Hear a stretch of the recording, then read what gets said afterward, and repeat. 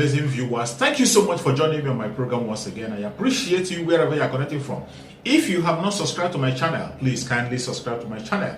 Click the notification bell so that you'll be notified each time I upload a video.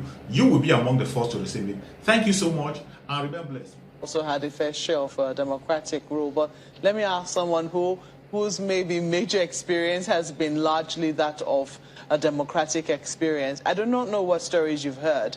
You know, or how many years you experienced under the military regime, or how life was then when you did experience it, or what your life is right now. But if you were to compare, would you say that quality of life under a democratic rule, under a democratic system, has greatly improved over what we used to see in military, under the military? No. I would say I was very little when at least I got to see a little of Abacha, Babangida, and, you know, all those people. And one thing I cannot take away from the military regime is the discipline. In as much as we've heard stories about looting and all of that, there were some things that I would always want to talk about security, because I was born in the North. I grew up in the North. And I know some of the experiences I had there. Under the military, I doubt, I'm sure you've heard the saying that if insurgency lasts, you know, particularly as the government has a hand in it. And to a very great extent, if you have to compare and analyze things properly, you would see that there's so much to question with what we have today as democracy. The people, the leaders we have are questionable. Their activities, their conduct, all questionable. Why can't we have people stick to or do things how it's meant to be done? What's the dividend of democracy? If I'm still I'm still complaining about being hungry, I see young people complain about unemployment. Take it back to 2012 under, you know, he said something and said we need to be more democratic. I totally agree. And that is why I stuck to this side of the political divide, because the name implies People's Democratic Party. And everything we do is in line, that's our ideology. A perfect example was in 2012. It was attested that Nigeria grew to the point where you could refer to us as the third fastest growing economy. What do we have today? We have been described as a poverty, like a poverty. We have even gone below what you call poverty. Is that bad? So why would you? There's no comparison. If people were left to choose, people would prefer to go back to, you know, the military rule. But I want to say that there's so much more that democracy has to offer. If only we can get the right leaders in the right places, we will be able to enjoy the dividends of democracy. Because as a citizen, I don't think I want to be working in fear of, yes sir, the military thing. It just wouldn't work for me. But we need to understand that this democracy we have is a gift. We need to protect it. We need to defend it. We need to stand and take this thing back from these people that have stolen it. Because I would use the word stolen. They've stolen what democracy is meant to be, and they're just giving us shambles. From one angle of Abuja to another, just to express his satisfaction and appeal to them to work together. What fitness are we talking about? I mean, and I asked him because this question, which I'm going to also ask you, in relation to what the argument, whether PDP and APC should be left, I mean, those who feel the third force or the alternative political parties, that Nigerians should look towards them other than PDP and APC. According to those critics, they said, look, both parties have failed them. They've tried them, and they should try something else. I'm a Democrat, and I believe in democracy. People have the right to say whatever they want to say for the benefit of their interest in politics.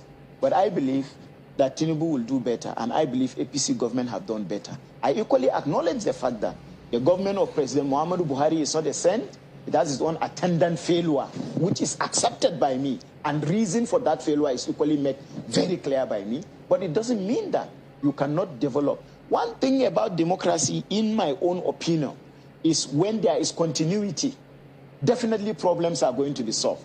And if Tinubu is allowed to continue from where President Muhammadu Buhari will stop, we are going to do better. And a lot of issues that President Muhammadu Buhari was unable to address, I am very sure that the government of APC will address. But to say that PDP and APC are not whatever, then we should look for a third-party option, is democracy. At the end of the day, it is the people vote. It is the power that people will donate to whosoever they want to donate that will prevail. Honorable Gagdi, is it true that your party is considering a Muslim ticket? I'm not aware of that, and I'm not supporting that.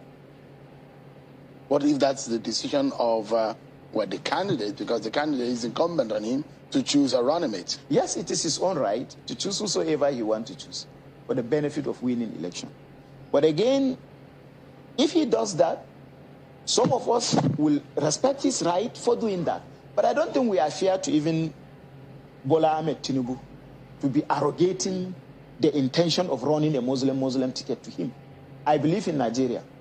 And I am read to some extent that I don't forget about the 5 national objectives: a just and egalitarian society, a free and democratic society, a united, strong and self-reliant nation, a land of bright and full of opportunities for all citizens, a great and dynamic economy. They are there. So I respect the 5 national objectives. Building on that is just like religion. I'm a Muslim. Islam is built on justice. The 5 national objectives talk about a just and egalitarian society, a land of bright and equal opportunities for all citizens. If you look at the dissension, issues of trust among Nigerian people, you will not contemplate talking about Christian ticket or Muslim. So you agree with the Christian Association of Nigeria in total that said, look, if you go by a Christian ticket or Muslim ticket, any party which does that is going to fail? I agree with their fact that we shouldn't do that. But winning or not winning, it's not within our power to say that I'm going to fail or I'm going to win. God gives power to whosoever he so desires. So those who have said, should your party go Muslim, Christian, you might not be able to get the northern vote if you go with it's a not Christian true. northern. I don't believe in that. The same those that says we should go for Muslim ticket in our party are those that says that the presidency should be zoned to the south. They are basing their argument of Muslim ticket on competency and capability to deliver. Are they telling me that the Christians have no competent people to be the running mate to Asiwaju Bola Ahmed Tinubu? Are they saying that the Christians have no capacity, people that have the capacity to be running mate? What they are saying, the capacity or the reality of our political numbers in this country? You are from the northern region. You are from the north central, a swing region of the country. Yes. A swing votes almost every election. But we're talking about the northwest and the northeastern region of the country. What is vote? Where the Islamic religion takes... Is the vote based on religion? Vote is based on your capacity. But is it not true? Also, example. Let me give you an example. You're talking about what should be. We're talking about what the reality is. That religion has played a major role in the politics of the northeast and the northwest of Nigeria. Of course, I agree with you. But in deliverance of votes, when you are talking about votes, you are now talking about the capacity of individual to mobilize people, to convince people to vote for them. I am a member representing Panshin Kanke Kanam Federal Constituency, 3 local government from Plateau. In those 3 local government, Muslim constitute only perhaps 30%, and Christians are about 70%. I won election, I won primaries again, I'm coming for second time. So it is not being Muslim or Christians that give votes. The ability of the people to understand what a leader is providing to them and their belief in that person is what will be able to... Should your party go Muslim, will it hurt your... It will hurt me as an individual. Will it hurt the chances of your party? Definitely. Let me show you the possibility of those whose names have been mentioned. Okay. Those whose names have been mentioned in your party, the likes of the former SGF, Babachi Lawal, the governor of Borno State, Babangana Zulum, the former governor of Borno State, Kashim Shatima, the governor of Yobe State, the governor of Kaduna State. These are some of the names that have been mentioned. Well, like I said, it's political interest. People have right to mention whosoever they want to mention. Like El-Rufai you mentioned. I had one of his debates with you. I try as much as possible to avoid mentioning name. But I give you this as a pictorial example, that the Muslim ticket is not an issue. It is workable. Because candidates, running mates should be chosen, not based on religious coloration, but based on their individual capacity to deliver on the problem that is facing this country. All right. But I ask, why did they support zoning of the presidency to the South-South? They should have equally said that the APC zoning of presidency should not be zoned to the southern part of the country. It should be allowed open for persons that have the capacity and capability to win. They decided, Governor El-Rufai, with utmost respect to him, decided to support the zoning of the presidency to the south because he believed there should be fairness to the southern region. Why is he not believing that there is supposed to be fairness in the other religious states? Right. So I believe if we want, it's not about winning. My own contest, my own opinion is not about winning. Yes, you can do Muslim ticket and win, but how can you rule harmoniously? Right. How can you rule peacefully? What I am looking for to Tinubu is to form a government that at the end of the day he will simplify uniting this country based on religion, based on our region and whatever. Honorable Yusuf Gagdi, member of the House of Representatives representing Plateau State in the National Assembly. Thank you so much indeed for coming. And I, as well, of course, a member of the APC. But that's our show for today, everyone. Many thanks for watching. But next time, call me and Dino Malai so that we talk about APC and PDP, so that we talk about Atiku and Bola Ahmed Tinubu. Well, we'll try that some other time. The only thing worse than an hypocrite is a liar that's also a hypocrite. Hypocritical us. As we approach the 2023 general election, I want to ask, why was it possible for the Sorosoke cronies to organize the NSAS protest so well, but can't galvanize themselves into a formidable political force to be reckoned with? Are the younger generations ready to take over power? Is it lack of focus, foresight, laziness, or hypocrisy? We mouth not too young to rule or run, but not ready to come together and support any credible young persons without large financial pockets or money to share. Is that not hypocrisy?